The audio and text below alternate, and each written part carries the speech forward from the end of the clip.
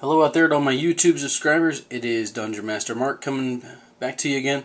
Real quick update. I've had a couple people email me the last couple days, wanted to know about CincyCon, all the events, and then also wanted to know on what my next project was, which I did release a couple teaser pics the other day on my blog for my next project, which, for those who don't know, is going to be a gigantic 2-foot by 4-foot gladiatorial arena for a combat system. That way, here at my local friendly gaming store, and then also when I do have home games, we can have some arena combat. I kind of have a real simple plan of what we're going to do. We're going to have a couple different pots and then draw names out of the one pot, and then we'll draw a monster or team style event out of a different hat, and that way we can have some different type of events. And pretty basic. Now the setup for the actual game piece or the board piece I'm making, there's actually, let's see if we can zoom way out here. These are two of the first pieces I've completed, which this is actually a foam in the center, which I have one that I haven't put an end cap on yet, as you can see, and very big piece. This piece probably weighs in the vicinity of probably 6 or 7 pounds. I mean, this is going to be an absolutely gigantic board. Just to give you an idea, these two pieces here, these are the first two I completed, which these took about a day each. So, actually got to zoom out a little more. And there's some D&D minis. Those are 28mm miniatures on top. And then just to give you kind of a scale, that is one of the Paizo Pathfinder Ettins from their new miniature line there on the floor. And you can see it just completely dwarfs him. So yeah, I mean, this is going to be a huge arena. To kind of give you an idea of the scale, there's going to be 10 of these wall pieces altogether.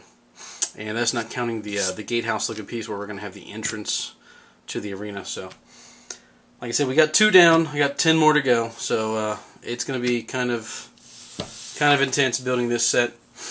And like I said, hopefully later on I can also use this as a dungeon screen, which some of you have probably seen the Gale Force 9 dungeon screens, where they're like $250, and it's actually probably about the size of those two put together. So I mean, this thing's gonna be massive. But yeah, that just kind of gives you an idea of the scale of this bad boy. And basically, what's going to happen is we're going to have either 3 or 4 of these on the sides, depending on the size of the arena we want to make for that particular game. As you can see, this. Oh, we'll get to that here in a second. This battle map, you can see, already has the grid on it now. I was thinking about doing the floor pieces, but different types of game systems, some use 1-inch square. Personally, myself, I like a 1.5-inch square. Just for the simple fact that some of your characters, like even this guy here, kind of sticks out a little bit, so it makes it look a little bit nicer. And like I said, the color of this works fine for like an arena floor. So later down the road, I may go ahead and make some floor tiles as well, but for the time being, like I said, when this thing's done, this thing's probably going to weigh at least in the vicinity of about 50 to 60 pounds for the entire set. So I mean, it's going to be fairly large and heavy, regardless anyway.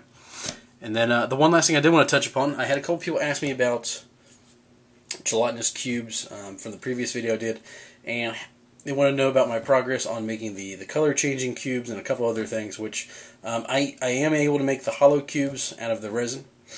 The last week or so, I've actually been experimenting too with some other materials, which this is actually made out of silicone. And as you can see, it has the color changing LED base that I was fooling around with a couple of my videos. And as you can see, it'll go from the red to the green to the blue, and then occasional little hiccup there where it flashes between the colors rather quickly. And that just shows the LED there. And that just gives you the idea of the clear. Now, like I said, this is made out of clear silicone. Very squishable. And actually, my son's wanting me to give him this so he can put a couple holes and make a dice bag out of it. So he can have a gelatinous cube dice bag and a dice roller. So, just an idea. So like I said, here if we have the miniature. The only bad thing about this type of silicone, though, is you can't see the miniature through there, which sometimes you can if the light hits it just right. So like I said, just kind of experiment. Definitely not my greatest work, kind of rough looking, and I definitely prefer the resin to the silicone look there. But for the color changing aspect, that is it's kind of neat. So yeah. So once again, we're reached the point at the end of the video here. If you guys have any comments, any questions, feel free to leave me an email or a response. I'll get back to you as soon as I can. If you guys have any other ideas for the arena style combat, feel free to let me know. Like I said, I'm always interested in hearing new ideas. I'm kind of interested to see how this arena combat's going to play out. Like I said, the good thing about making this particular set and the walls like this modular is later on, if I decide we don't want to do the arena combat, or if it kind of flops, I can always turn this into some type of Dungeon Master screen later on down the road. And I'm also planning on making another piece, kind of like a gatehouse for a castle. That way I could also use these for castle walls later also. But thanks for watching, guys, and you have a nice day. Thanks.